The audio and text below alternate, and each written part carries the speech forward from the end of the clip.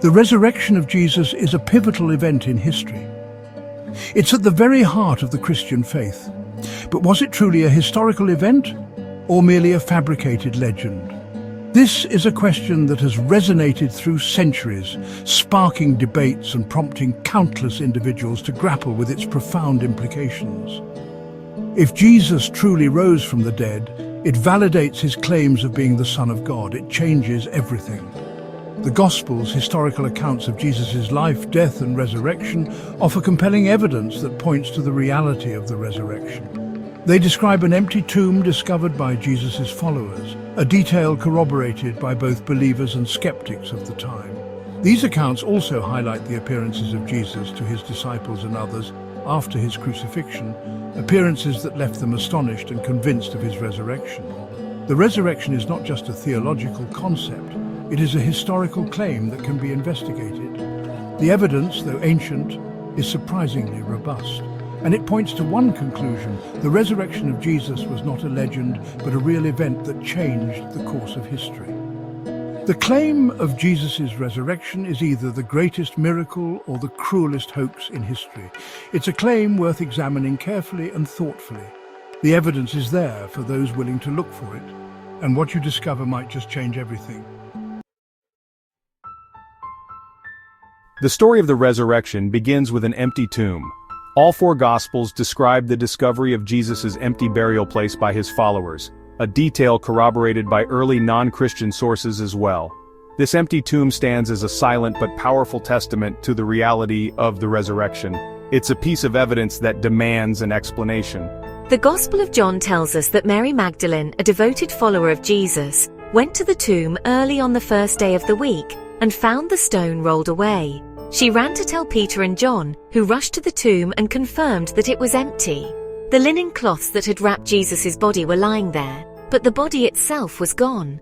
The fact that the tomb was empty is significant because it was guarded by Roman soldiers. The Romans had placed a guard at the tomb to prevent anyone from stealing Jesus' body and claiming he had risen. They sealed the tomb with a large stone and posted guards to ensure that no one could tamper with it. The presence of these guards makes it highly improbable that the disciples could have stolen the body. The empty tomb, confirmed by both Jesus' followers and his opponents, presents a compelling piece of evidence. It's a piece of the puzzle that fits neatly into the larger narrative of the resurrection. It's a silent witness that speaks volumes about the truth of what happened that first Easter morning. The claim that Jesus' disciples stole his body is one of the oldest and most persistent explanations for the empty tomb. However, this theory faces insurmountable obstacles when examined closely. The presence of the Roman guard, the massive stone sealing the tomb, and the physical limitations of the disciples make such a scenario highly improbable. The Roman guards stationed at the tomb were elite soldiers, trained to prevent exactly this kind of situation. They were tasked with guarding the tomb and preventing anyone from tampering with it. The punishment for falling asleep on duty was death. It's highly unlikely that these trained soldiers would have been overpowered or bribed by a small group of grieving and fearful disciples.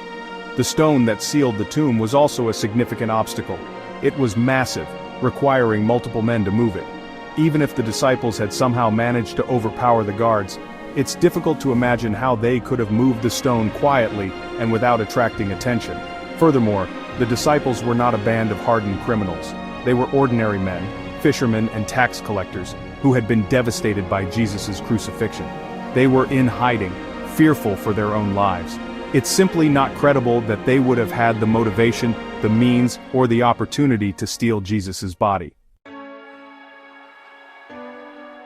Seeing is believing eyewitness accounts of the risen Christ. The empty tomb provides compelling evidence for the resurrection. But the most powerful evidence comes from the eyewitness accounts of those who saw Jesus alive after his crucifixion.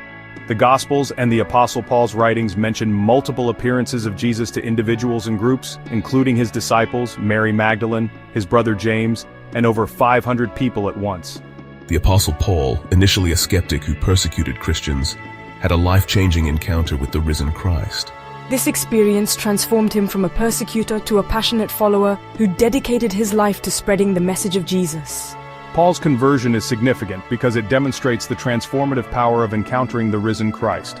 The accounts of Jesus' appearances are detailed and consistent. They describe Jesus eating, talking, and interacting with his followers.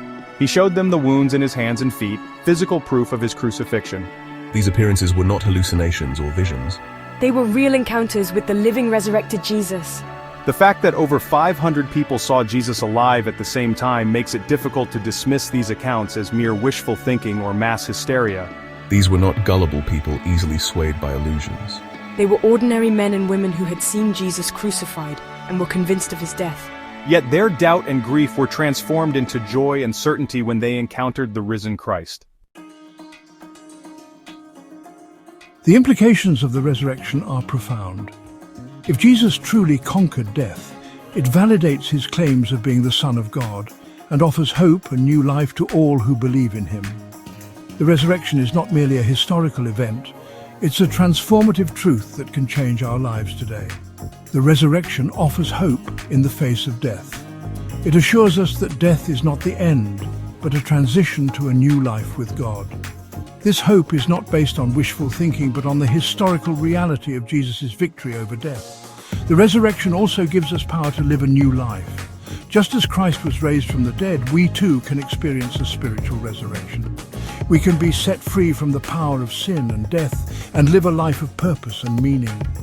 The resurrection is not just an ancient miracle, it's a living hope that can transform our lives today. It's an invitation to experience the same power that raised Jesus from the dead. A power that can bring forgiveness, healing, and hope into our lives. The evidence for the resurrection is compelling, but faith is a personal journey. It's an invitation to explore the evidence for yourself and to open your heart to the possibility that Jesus truly rose from the dead.